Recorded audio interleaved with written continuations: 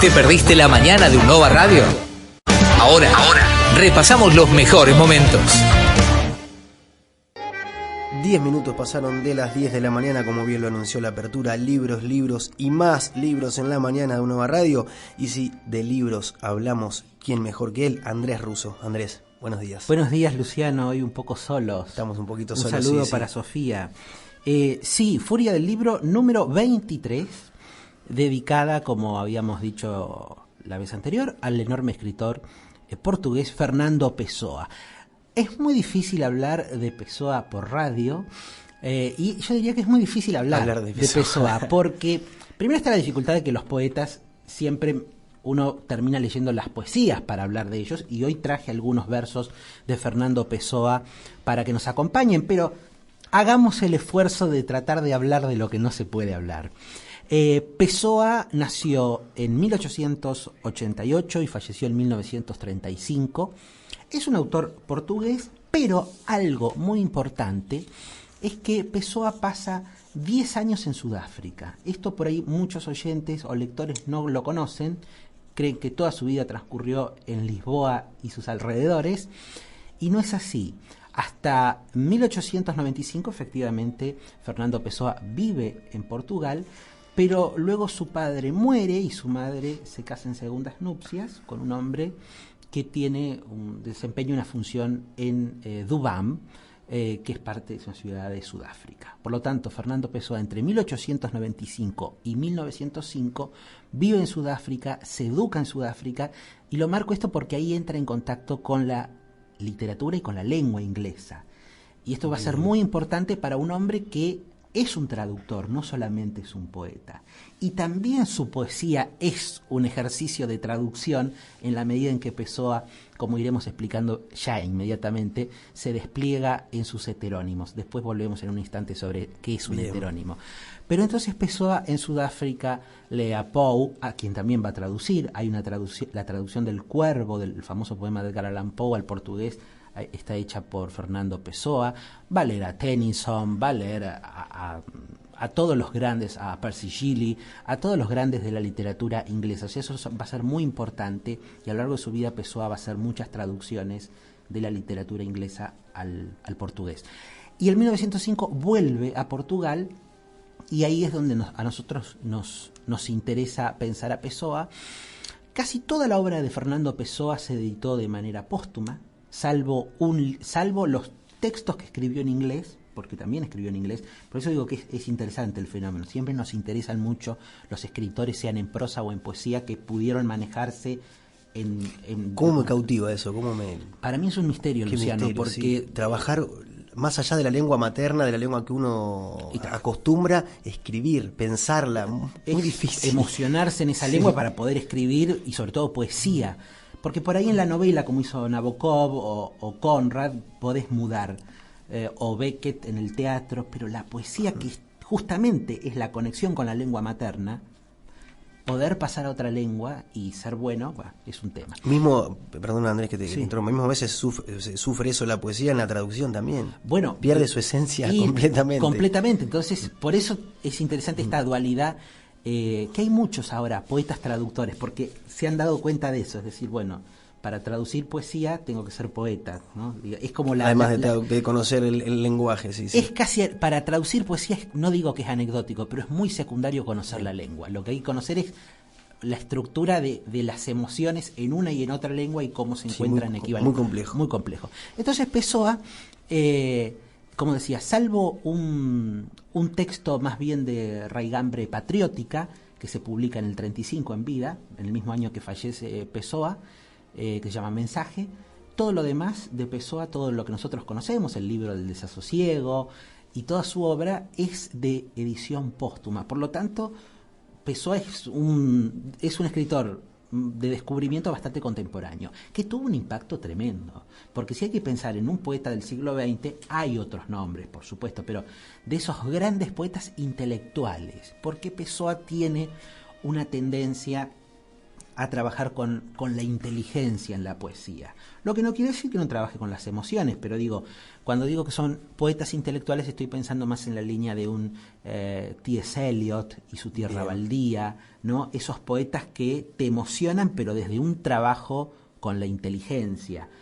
Y uno, está a ese nivel de un T.S. Eliot, está al nivel Pablo Neruda, Harold Bloom cuando tuvo que hacer su canon pensaba en Neruda, pensaba en Pessoa, podemos pensar en Oden también, pero son todos grandes nombres muy, muy mayúsculos. Eso ligado a esa relación de intelectualidad, sí, digamos, porque yo después también lo puedo relacionar a Pessoa, salvando, por ahí me vas a mirar feo, muchísimas distancias en esta cuestión de popularidad con Bukowski y con Benedetti, esos poetas que transgredir tanto con la poesía, llegar a tanto, es muy difícil a veces. Es difícil, y yo creo que Hablo en cuanto a la popularidad. Sí. Yo creo que Pessoa se ha hecho muy popular, pero cuando uno va a la obra encuentra que es una obra desafiante. Por ejemplo, hablábamos de las traducciones de Pessoa al portugués. Quien traduce algunas cosas de Pessoa al castellano es Octavio Paz. No me parece casual, porque es otro poeta intelectual y también de ideas y emociones. Entonces, yo creo que Pessoa venció ese límite de tener un público de élite, pero me parece que en un principio era más un poeta de élite. Que se haya hecho popular, bueno, en buena hora. Claro. Pero yo pensaría más cerca tal vez de la experimentación en lengua castellana, por ejemplo. César Vallejo, Nicanor Parra, digamos, los que han trabajado la poesía con mucha cabeza, claro, con mucho concepto. Entonces, ese es el caso de Pessoa. Pessoa trabaja con heterónimos. ¿Qué es un heterónimo, para decirlo rápidamente? No es un alter ego, porque en literatura tenemos muchos alter egos. O sea, es el autor, tu nombre propio, el autor que firma, y después tiene un personaje que no es él, porque nunca el alter ego es él, pero digamos donde el autor, con nombre propio y auténtico y real biográfico, pone en ese personaje mucho de él. Ejemplo, Tomatis en Saer, ejemplo, Renzi en Piglia, ¿no? Y así uno podría seguir. En cambio, el heterónimo es la creación de todo un autor. O sea, es un autor creando un autor paralelo al que se le da un nombre, al que se le da una fecha de nacimiento, de muerte, un gusto estético. Y entonces Pessoa, desde ya cuando se educaba en inglés, empezó a crear heterónimos. Hay 3 o 4 que ahora vamos a mencionar que Pessoa popularizado, pero Pessoa creó más de 70 heterónimos. O sea, Machado, otro que ha hecho eso. Machado hacía apócrifos, él lo llamaba apócrifos, y también... Y también le generaba una biografía, le generaba una pequeña historia, pero el compromiso de Pessoa con sus heterónimos es radical, a tal punto que después el propio Pessoa, digamos, se le venían... Se le descontrolaron. Se le descontrolaron un poco, porque cuando faltaba una cita se presentaba Pessoa, pero en realidad... no se presentaba Pessoa, se presentaba alguno de sus heterónimos. Entonces, una relación compleja, porque me parece que Pessoa él decía, bueno, y con esto podemos empezar, uno de los heterónimos es Alberto Caeiro, tiene varios, está Alberto Caeiro, está Álvaro de Campos, el más conocido es, sin duda, Bernardo Soares, ¿no? Que es el más pegado, el más parecido, de hecho, a Fernando Pessoa. De hecho, Pessoa, cuando habla de Bernardo Soares, dice, en realidad es un semi-heterónimo, porque yo estoy bastante cerca. Y Ricardo Reis. De hecho, José Saramago tiene una novela en la cual retoma al heterónimo de Pessoa, Ricardo Reis, ¿no? El año de la muerte de Ricardo Reis, de José Saramago. Entonces, están todos estos heterónimos que son muy distintos. Unos tienen más formación, son más metafísicos, otros son más elementales. Entonces, esto es muy difícil como ejercicio. Crearles una ideología, crearles una estética, crearles una biografía y ser consecuente. Y después escribir poesía como la escribirían, no Pessoa, sino esos heterónimos. Entonces, este ejercicio de, no desdoblamiento, de multiplicidad, es muy difícil, y yo creo que por eso lo pongo a Pessoa tan alto, digamos. Joyce, en lengua inglesa, no utilizaba heterónimos, pero digo, el ejercicio de experimentación sobre la literatura a ese nivel tan extremo, pocos se lo han permitido, y en lengua portuguesa es un hallazgo. Yo no es que desmerezca la lengua portuguesa, para nada, pero no es una lengua que se había prestado hasta Pessoa a esas grandes revoluciones estéticas. Y diría que después de Pessoa hay escritores, pero como Pessoa nunca le pasó. Uno podría decir, bueno, es como Borges respecto del castellano del siglo XX. Es una cosa totalmente distinta a todo lo demás. Bueno, pero creo que en portugués son escasos. Sí, se nota más aún. Se nota más aún. Bien. Entonces, nombrado estos heterónimos, sobre todo porque Bernardo Soares es el heterónimo que escribe el libro del desasosiego, ¿no? El libro del desasosiego, que es un texto en prosa, no hay muchos textos en prosa de Pessoa, es un texto en prosa que son fragmentos, diarios, aforismos. Yo me siento muy identificado con el libro del desasosiego porque justamente... Javi dice que lo tiene, nos tira por allá bueno, por cucaracha. por supuesto, que reúne un montón de visiones y perspectivas del mundo, y ahí, que es un poco, además, la autobiografía del propio Bernardo Soares, y ahí hay muchas cosas. Y ya les voy a leer algo del libro del desasosiego, donde Bernardo Soares dice... Está muy al principio del libro del desasosiego. Dice Pessoa-Soares, decidan ustedes quién lo dice. He nacido en un tiempo en que la mayoría de los jóvenes habían perdido la creencia en Dios, por la misma razón que sus mayores la habían tenido, sin saber por qué. Y entonces, porque el espíritu humano tiende naturalmente a criticar porque siente y no porque piensa, la mayoría de los jóvenes ha escogido a la humanidad como sucedáneo de Dios. Esto dice Bernardo Soares en el libro del desasosiego y tantas otras cosas.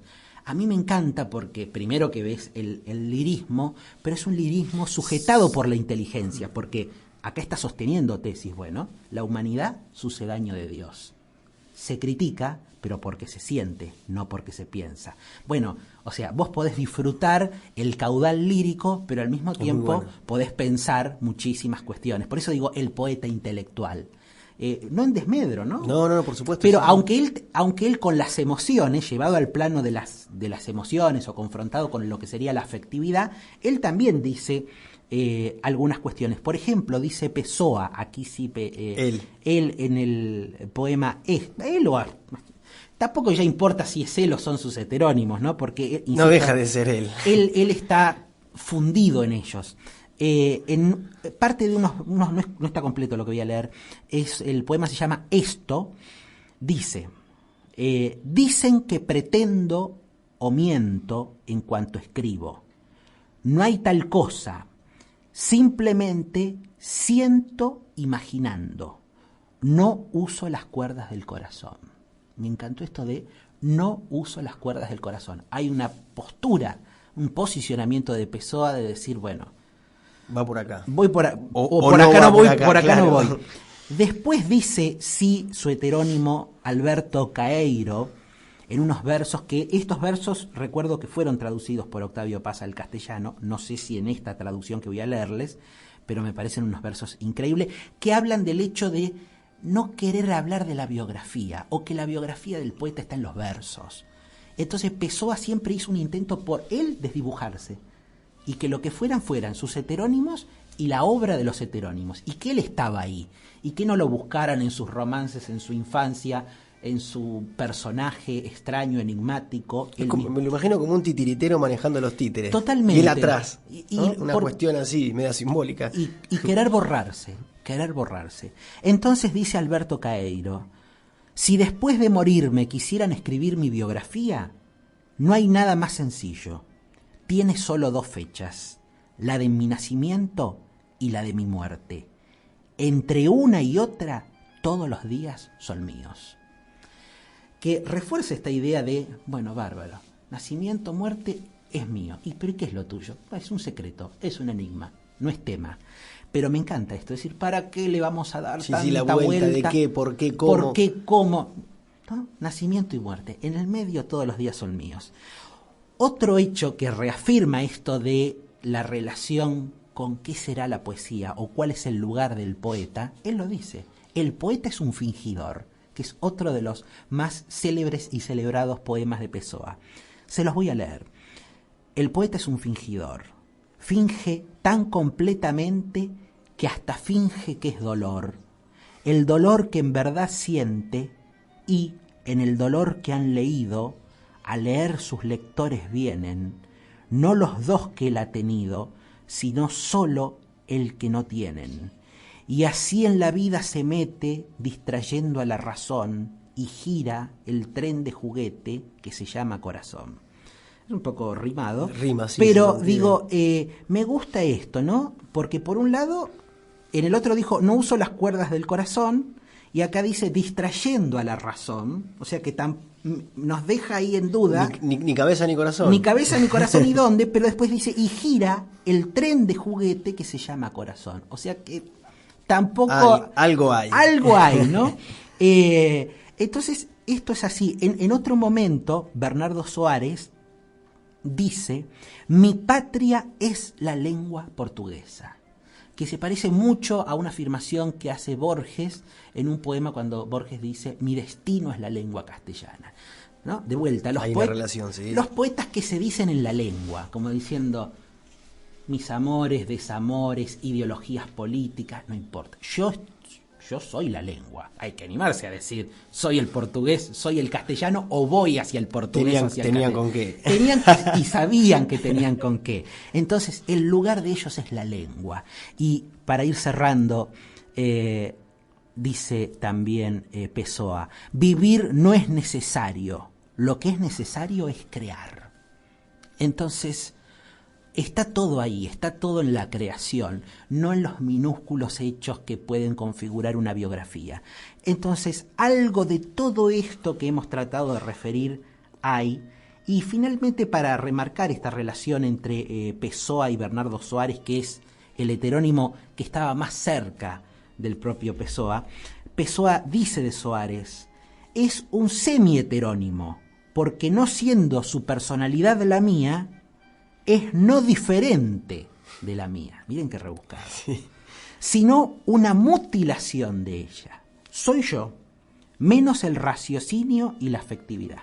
O sea, ahí no coincidimos. En el resto... En el resto, sacando el raciocinio y la afectividad... Otra vez el corazón y la cabeza. La razón y el corazón, siempre, en la disyuntiva. En la disyuntiva. Sí. Si sacamos eso, soy Soares. Pero si no lo sacamos, no. Pero está muy bueno esto de...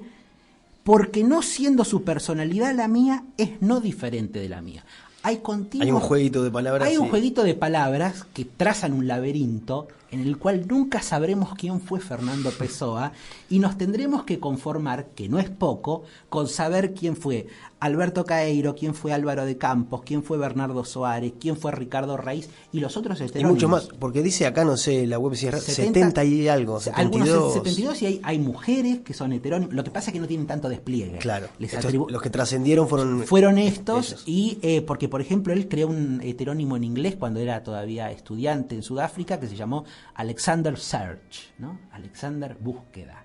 O sea, claro, creo que se trata de eso. Pessoa es una búsqueda, pero no quiso hacer poesía autorreferencial. Esa búsqueda no está en él mismo, sino que la abrió a estos heterónimos que son criaturas, son criaturas, no son alter egos, personajes, son criaturas, salen de Pessoa, tienen un desarrollo y en cierta medida ya una independencia respecto del propio Fernando Pessoa que quiso borrarse y no se puede borrar. Pero esto después la crítica lo ha tomado mucho cuando se habló de la muerte del autor. Bueno, si efectivamente los autores han muerto con nombre propio, con biografía, con una historia fuerte pegada a un contexto, bueno, Pessoa está a salvo porque tiene 70 vidas más. Porque él nunca fue el nombre propio autor, sino que fue el nombre de sus heterónimos. Y esto fue algo, vayan y busquen, porque lo que les leímos es nada, es como insistimos, es muy complejo